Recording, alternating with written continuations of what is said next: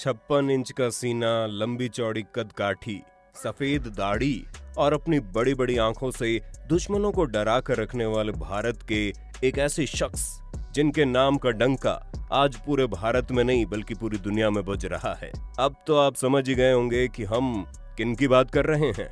जी हाँ, बिल्कुल सही पहचाना। हम बात कर रहे हैं हमारे माननीय प्रधानमंत्री नरेंद्र मोदी जी की, जिन्होंने हाल ही में अपने कार्यकाल के 8 साल पूरे किए हैं। और इस दौरान जहां उन्होंने अपने कई वादों पर अमल किया, तो वहीं कुछ विवादों से भी उनका सामना हुआ है। इनकी सरकार 2014 में जब सत्ता में आई थी, तो देश में मात्र 7 राज्यों में ही भाजपा की सरकार थी, जो बढ़कर 18 हो गई है। इससे समझा जा सकता है कि एंटी इनकम्बेंसी फैक्टर, किसान आंदोलन, सीएए विरोधी आंदोलन जैसे मसलों के बीच भी किस तरह भाजपा ने उत्तर भारत से लेकर दक्षिण और पूर्वोत्तर तक में अपना विस्तार किया है। और इन 8 साल के इस सफर में इस सरकार ने कई अहम फैसले लिए, जिनमें नोटबंदी से लेकर सर्जिकल स्ट्राइक करने और 3 तलाक अधिनियम लागू करने से लेकर कृषि कानून की वापसी तक शामिल है। वहीं मोदी सरकार के कुछ फैसलों को जनता ने सराहा, तो कुछ ऐलान ऐसे भी हुए जिससे उनकी रातों की नींद उड़ गई। तो चलिए जानते हैं कि आखिर मोदी जी ने इन 8 सालों में जनता के लिए क्या कुछ किया है। नंबर 1, 8 नवंबर 2016 के दिन प्रधानमंत्री नरेंद्र मोदी ने नोटबंदी की घोषणा की थी, जिसने डिजिटल पेमेंट को बढ़ावा देने में एक बहुत बड़ा योगदान दिया। नोटबंदी की वजह से लाखों लोग कैश पेमेंट से डिजिटल पेमेंट की ओर शिफ्ट हो गए। 500 और 1000 रुपयों के नोट बंद हो जाने की वजह से देश में घूम रहा करोड़ों रुपया का काला धन कुछ ही दिनों में जब्त कर लिया गया। नोटबंदी से यह भी पता चला कि किस किस नेता और भ्रष्ट कर्मचारियों ने अपने घर में काला धन छुपा रखा था। यानी कि नोटबंदी सीधे सीधे भ्रष्टाचारियों को पकड़ने की तरफ बहुत बड़ा कदम था। नोटबंदी की वजह से कुछ महीने तक गरीब लोगों को समस्याओं का सामना तो करना पड़ा, लेकिन उसके बाद सब कुछ बिल्कुल ठीक हो गया। अगर नोटबंदी ना हुई होती तो शायद आप डिजिटल पेमेंट भारत के कोने कोने पे कभी नहीं पहुंच पाता। आंकड़ों के अनुसार साल 2021 से 22 के दौरान भारत में करीब 7,422 करोड़ रुपयों का डिजिटल ट्रांजैक्शन किए गए हैं।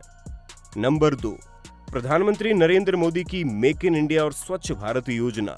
दोस्तों, 2014 से पहले भारत में कभी भी स्वच्छता और स्वास्थ्य को उतना महत्व और बढ़ावा नहीं दिया गया जितना कि प्रधानमंत्री नरेंद्र मोदी की स्वच्छ भारत योजना ने दिया।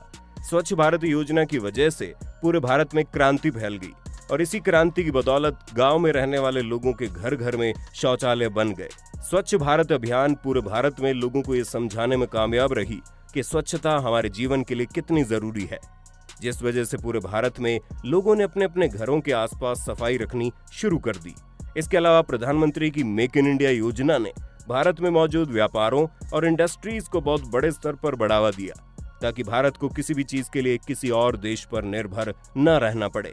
सन 2014 से पहले भारत बहुत बड़ी मात्रा में कई चीजें विदेशों से इंपोर्ट करता था, लेकिन मेक इन इंडिया योजना की बदौलत अब भारत बहुत सारी चीजें अपने ही देश में बना रहा है, जिस वजह से भारत की जीडीपी और नेशनल इनकम दोनों को बढ़ावा मिला है। नंबर 3, ट्रिपल तलाक को बंद करवाया।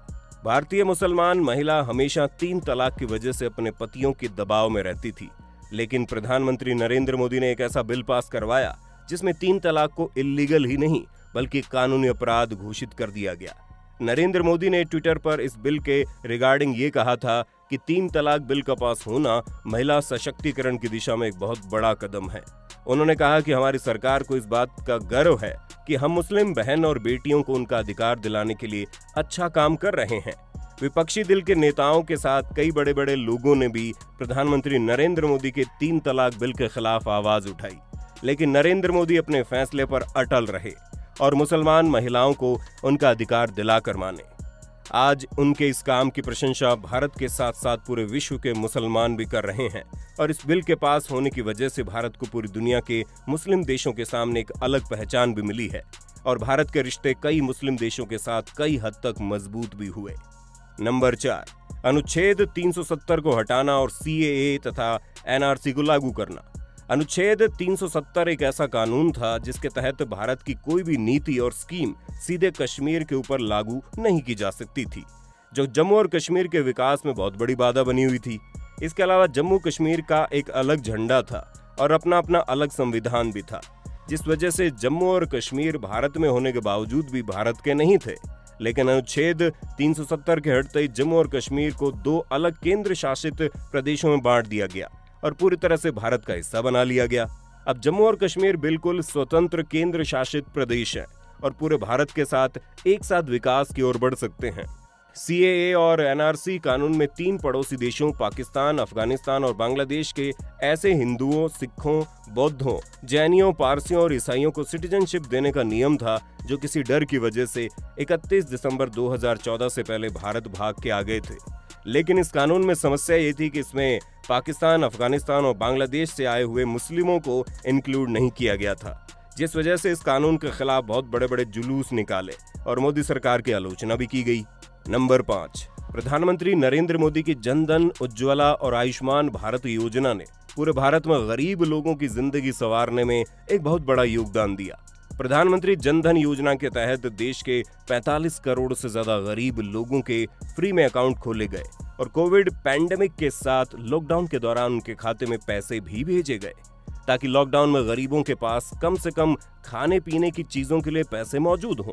इसके अलावा लोगों को हर तरह की सब्सिडी का फायदा भी जन धन योजना के तहत खुले हुए अकाउंट के जरिए ही मिल रहा है। प्रधानमंत्री उज्ज्वला योजना भारत सरकार की सबसे अच्छी योजनाओं में से एक है। 1 मई 2016 को लागू की गई ये योजना भारत के उन लोगों को फ्री LPG सिलेंडर देती है जो गरीबी रेखा के नीचे हैं। भारत सरकार की इस योजना के तहत 25 अप्रैल 2022 तक 9 करोड़ से ज्यादा LPG सिलेंडर गरीब लोगों में बांटे जा चुके हैं। और दूसरी तरफ आयुष्मान भारत योजना गरीबी रेखा से नीचे आने वाले परिवारों को 5 लाख रुपयों का कैशलेस हेल्थ बीमा दे रही है। जिन परिवारों के पास ये बीमा है वो सरकारी हॉस्पिटल के साथ प्राइवेट हॉस्पिटल्स में भी 5 लाख रुपयों का फ्री इलाज करवा सकते हैं। भारत में करीब 50 करोड़ लोग आयुष्मान भारत योजना के तहत अपना इलाज करवा रहे हैं। भारत सरकार के इस काम के लिए वीडियो को 1 लाइक तो बनता है। नंबर 6, भारत के सर्जिकल स्ट्राइक ने पूरी दुनिया को ये समझा दिया कि भारत बदल चुका है और अगर कोई भारत की तरफ आंख उठा के भी देखेगा तो अब भारत शांति से उस मुद्दे को नहीं सुलझाएगा, बल्कि वायलेंस का जवाब वायलेंस से देगा। 18 सितंबर 2016 के दिन कश्मीर में एक आतंकवादी हमला हुआ था, जिसमें भारत के 18 जवान शहीद हो गए थे। लेकिन भारत इस बार हमेशा की तरह शांत नहीं रहा। प्रधानमंत्री नरेंद्र मोदी ने भी इस हमले के बाद साफ कहा था कि हमलावरों को माफ नहीं किया जाएगा, और वैसा ही हुआ। इसी महीने 28-29 सितंबर की रात को भारत के जवानों ने पाकिस्तान और कश्मीर के बॉर्डर के पास आतंकवादियों को उनके इलाकों में घुसकर मारा। भारत के इस जवाबी हमले में करीब 45 आतंकवादी मारे गए थे। भारत के जवानों ने भारत और पाकिस्तान के बीच मौजूद मिलिट्री लाइन यानी कि लाइन ऑफ कंट्रोल के लगभग 3 किलोमीटर अंदर घुस के आतंकवादियों को मारा था। लेकिन ये बात यही नहीं रुकी। जब 14 फरवरी 2019 के दिन जम्मू कश्मीर के पुलवामा से सेंट्रल रिजर्व पुलिस फोर्स गुजर रही थी, तब उस पर आतंकवादियों ने एक बम से हमला किया, जिसमें 40 हमारे जवान शहीद हो गए। दिन दहाड़े हुए इस हमले की वजह से पूरा देश शोक में डूब गया। लेकिन एक बार फिर प्रधानमंत्री नरेंद्र मोदी ने आतंकियों को उनके घर में घुसकर मारने की ठान ली और इसीलिए अगले ही दिन यानी 15 फरवरी 2019 को एक कैबिनेट की बैठक बुलाई गई, जिस बैठक में फैसला हुआ कि आतंकवादियों के ऊपर उनकी सोच से भी खतरनाक हमला करना होगा और इसलिए भारत की शक्तिशाली वायुसेना को आतंकवादियों के खिलाफ लड़ने के लिए चुना गया। 26 फरवरी की रात 15 फाइटर प्लेन्स ने पाकिस्तान का बॉर्डर पार किया और बालाकोट में आतंकी ठिकाने पर एयर स्ट्राइक कर दिया। जब तक पाकिस्तान को इस हमले की खबर हुई, तब तक भारत के फाइटर प्लेन 100 से ज्यादा आतंकवादियों को मारकर वापस आ चुके थे। इन दोनों घटनाओं के बाद दुनिया के बड़े बड़े देश भारत को शांतिपूर्ण देश की जगह शक्तिशाली देश के नाम से पुकारने लगे थे। नंबर 7, 1 जुलाई 2017 के दिन प्रधानमंत्री नरेंद्र मोदी ने भारत में GST यानी goods and service tax launch किया, जिसे शायद आप भी सही नहीं मानते होंगे, लेकिन GST की वजह से भारत का टैक्स सिस्टम बहुत ज्यादा सरल हो गया। GST के लॉन्च से पहले भारत में सभी गुड्स एंड सर्विस पर अलग अलग तरीके के टैक्स लगते थे, जिस वजह से टैक्स सिस्टम बहुत ही कॉम्प्लेक्स था। लेकिन GST के आने की वजह से सभी टैक्सेस को हटा दिया गया और सिर्फ GST को लगाना शुरू किया गया। GST से मिलने वाला टैक्स सीधे सरकार के पास आता है, जो देश के डेवलपमेंट में इस्तेमाल किया जाता है, और इसीलिए अगर आप जिन चीजों को खरीदते हैं उस पे GST ज्यादा भी है तो आपको दुखी होने की जरूरत नहीं है, क्योंकि आपका पैसा आपके देश के विकास में लग रहा है।